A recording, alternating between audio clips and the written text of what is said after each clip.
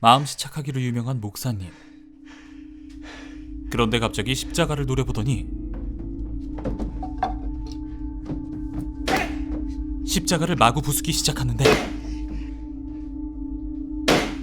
이 목사님에겐 무슨 일이 있었던 걸까요? 고난 내 영혼 편히 쉴 곳과 주인공 태욱은 한 개척교회의 목사입니다. 개척교회란 교회가 들어서지 않은 곳에 새롭게 시작하는 교회로 대형 교회에 비해 많은 것들이 열악할 수밖에 없는 환경에 말 그대로 정말 모든 것들을 개척해 나가야 하는 교회인데요. 목사 태욱의 교회에 있는 신도는 달랑 5명. 그마저도 저 목사님, 저희가 이사를 가게 됐어요. 그래서 다음 주부터 교회를 못 나갈 것 같아요. 죄송합니다. 마치 여러분이 지금 보고 계신 이 영화 채널 3개월 차 때의 상황처럼 당장 망해도 전혀 이상하지 않은 상황. 이런 상황이니 끼니는 언제나 편의점에서 대충 때우고 약수역까지. 네. 밤에는 대리운전을 뛵니다.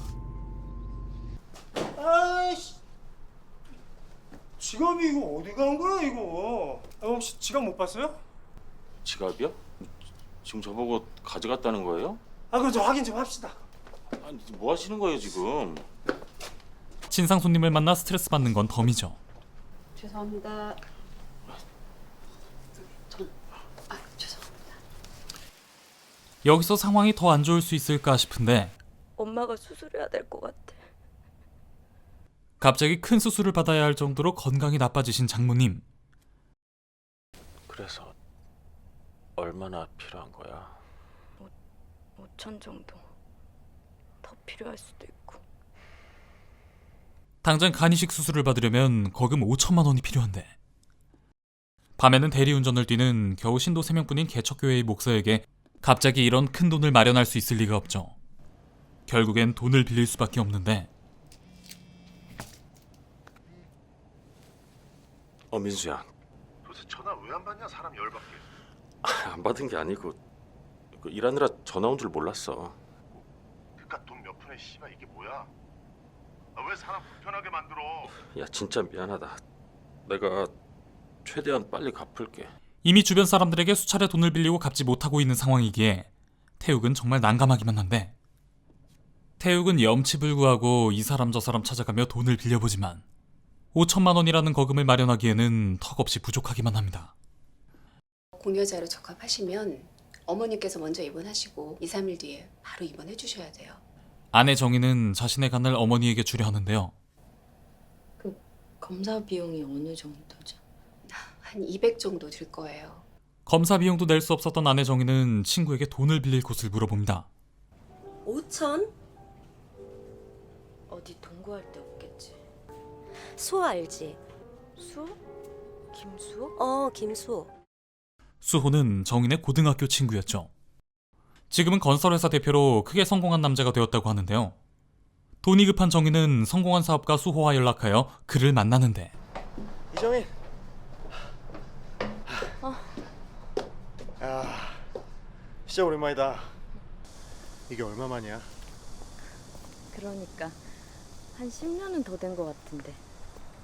나 군대 가기 전에 서울에 너 자취방 찾아갔었어. 근데 사실 너한테 고백하려고 그랬었던 건데. 그랬어? 이 남자 그 당시 정인을 정말 좋아했었나 봅니다. 너 돈 필요하다며. 5천이라고 했지. 내가 해줄게. 흔쾌히 5천만 원을 빌려준다는 수호. 와, 이 자식 이거 완전 멋진 놈인데요. 대신 조건이 하나 있어. 나랑 자자. 쓰레기였죠. 한편 어떻게든 한 푼이라도 더 마련해보기 위해 대리운전을 뛰는 태욱. 그런데 뒷자리에 앉은 손님이 너무 진한 애정 행각을 하는데 키 여기 있습니다. 형. 어떻게 이렇게 봐요? 알고 보니 이 손님 강남에 있는 아버지의 대형 교회를 물려받게 되어 잘 나가고 있는 태욱과는 이전부터 알고 지낸 사이인 목사 동현이었습니다. 개척 목사님들이 알바한다는 얘긴 많이 들었어도 이렇게 직접 만나 뵙긴 처음이에요. 아 왜 이래? 3만 원만 줘. 못 본 걸로. 그리고 오늘 본 것은 비밀로 해달라고 당부하는 강남 목사 동현. 오늘 태욱이 본 건 잘 나가는 강남 대형교회 목사 동현의 불륜 현장이었던 거죠. 바로 다음 날 강남 목사 동현은 태욱을 불러내는데 왔어요. 동현은 태욱에게 돈 봉투를 건넵니다. 이게 뭐야? 그냥 솔직하게 얘기할게요. 당연히 그런 일은 없을 거라고 생각하지만 그래도 정중하게 부탁드릴게요. 비밀로 해주세요. 알았어. 금방 갔다 올 건데 기다려 주실 수 있겠어요? 기다릴게.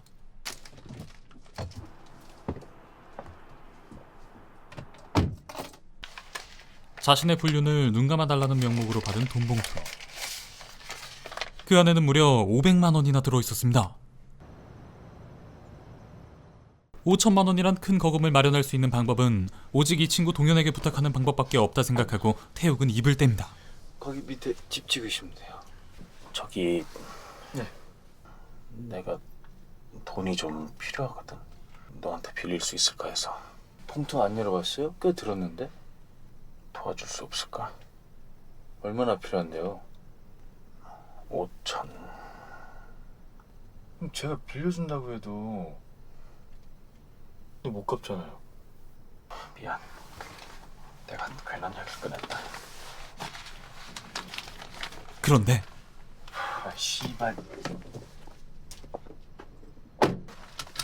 내려요. 왜 이래? 갑자기 태욱을 차에서 끄집어내고 화를 내는 동현. 왜 괜히 그딴 얘기 해갖고 사람을 불편하게 만들어요? 형 씨발 자존심 없어요? 태욱의 자존심을 짓밟는데 알았으니까 그만하자. 학교 다닐 때부터 우리 교육을 그렇게 하고 내가 그 교회 물려받을 거라고 그렇게 비아냥거리더니 근데 그랬더니 형이 왜 하필 나한테 돈 얘기를 해요? 내 말이 그렇게 상처가 됐을 줄 몰랐어. 태욱은 다시 동현에게 받았던 돈 봉투를 돌려주는데 자존심, 잘난 척 끝까지 지랄 연병하세요. 그냥 이거 갖고 꺼지시라고요. 네? 아이씨.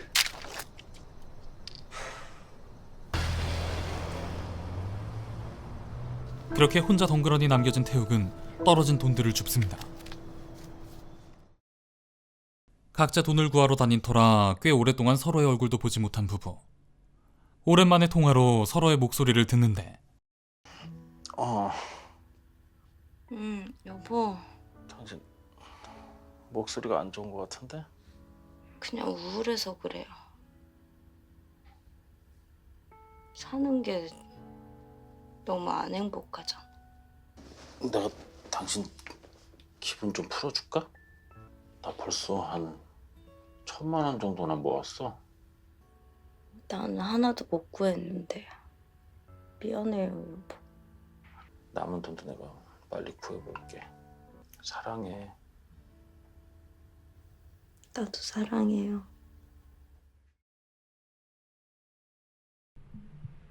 지난밤 아내와의 통화로 어떤 결심을 한 태욱은 지인에게 비디오 카메라를 빌립니다.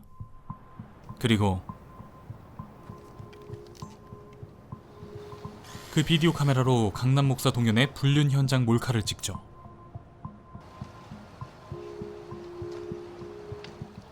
그리고 협박 문자를 보내는데 다음 날 빨리 하고 가자. 왜요? 안 하던 짓 하려니까 떨려요?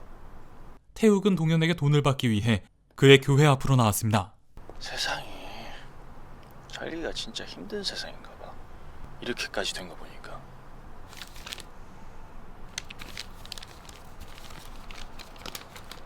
돈을 빌려줄 걸 그랬나 하는 생각이 들더라니까요. 근데 돈이 많든 적든 사람들은 돈에 많이 민감해요. 돈 많은 사람일수록 훨씬 더 민감해요. 형 나 잘못 건드렸어요.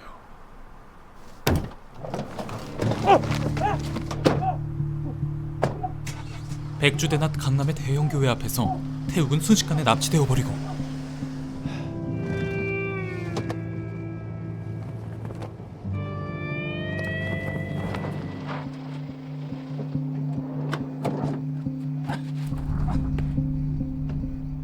그러게 왜 형이랑 안 어울린 짓을 하고 그래요? 5천이 얼마나 큰 돈인데요. 시술비 같은 데다가 돈 쓰고 그러는 거 아니에요. 자기 엄마도 아니면서. 다음번에는 진짜 하나님 영접하게 될지도 몰라요. 아멘. 그렇게 황야에 버려진 태욱.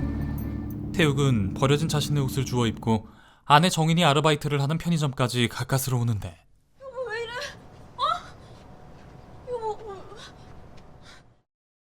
돈을 구하다가 남편이 다쳤을 거란 걸 직감한 아내 정인은 무언가 결심을 하고 호텔에서 누군가를 기다립니다.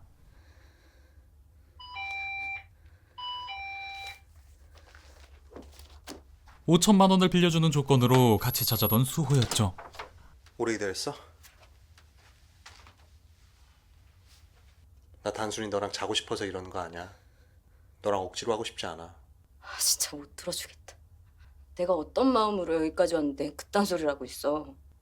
네가 진짜로 날 생각했으면 이딴 제안 하지 말았어. 됐고, 나 시간 없어.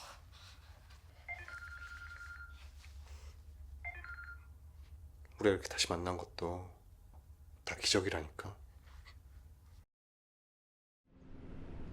다음 날 우연히 아내의 문자를 보게 된 태욱. 수호가 정인에게 남긴 메시지였죠. 정인아, 호텔에선 미안했어. 왜 그래요? 나한테 할 말 없어? 할 말? 사람이 되어 다시는 인격적인 주님과 만나지 않고 저 혼자만의 생각으로 주님을 배신하지 않게 하옵시고. 그저 태욱이 할 수 있는 것이라곤 기도밖에 없었습니다.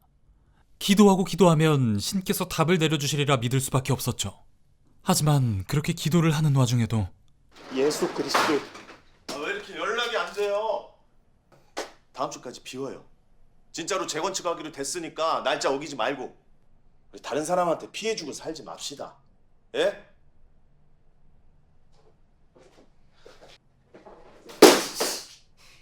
태욱은 자신의 기도에 답해주지 않는 신을 원망하게 됩니다.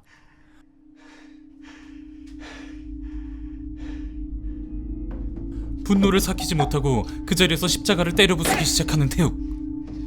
과연 위기에 빠진 목사 태욱은 이 절망적인 상황을 타개하고 행복해질 수 있을까요?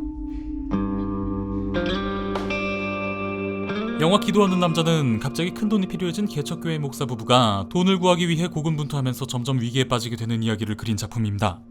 주인공이 목사라는 점 때문에 특정 종교에 대한 비판이 주된 내용인 작품이 아닐까 생각했는데 딱히 제게는 그런 작품까진 아니라고 보여졌습니다. 물론 강남 대형교회 목사 한 명이 좀 부도덕적이고 악하게 비춰지는 면이 있지만 이는 이 개인에 대한 묘사이지 기독교인 전체를 비판하는 내용까지는 아니었다고 보았습니다. 저는 언론시사회로 이 작품을 먼저 보았는데 이때 감독님께서도 걱정했는데 오히려 기독교인들이 이 작품을 재밌게 보았고 또 좋게 평가해 주었다고 말했는데요. 엄밀히 말하자면 이 작품은 종교가 중심이 아니라 돈과 돈으로 인해 생기는 상황들의 중점이 맞춰진 영화입니다. 이 영화에서 개척교회 목사 태욱이 겪는 암울한 상황들은 개척교회 목사가 아니더라도 누구에게나 생길 수 있는 상황들이죠. 때문에 주인공이 개척교회 목사라는 이유로 이 영화가 기독교를 비판하는 내용일 것이다 라는 색안경을 끼고 볼 필요가 없는 작품이라고 할 수 있겠습니다. 이날 언론시사회에서 저도 감독님과 두 주연 배우들에게 질문을 했습니다. 너무 현실적인 내용을 디테일하게 다룬 작품이었는데 감독님과 두 주연 배우분들은 실제로 돈을 빌리러 다녀본 적이 있는지를 물어봤는데요. 이런 질문을 한 건 작품에 돈을 빌리러 다니는 주인공들의 상황과 연기, 그리고 돈을 빌려주는 사람들의 입장들 또한 굉장히 현실적으로 디테일하게 묘사되었기 때문에 실제 경험이 이번 작품 활동에 어느 정도 영향을 주지 않았을까 하는 궁금증이 생겼기 때문입니다. 정말 이런 질문이 저절로 나올 정도로 배우들의 연기와 주어진 상황들이 너무 현실적이었어요. 전반적으로 이제 세세한 디테일이 살아있는 작품이었던 것 같은데요. 그래서 드리는 질문인데 혹시 주인공들처럼 배우님들 그리고 감독님께서 혹시 돈을 빌리러 다니신 경험이 있으셨는지 한번 여쭤봐도 될까요? 돈을 빌리러 다니는 건 아니고, 그 사람들이 돈을 빌려주는 거지. 네. 그 사람들이 돈을 빌려주는 건 아니고. 아, 많습니다.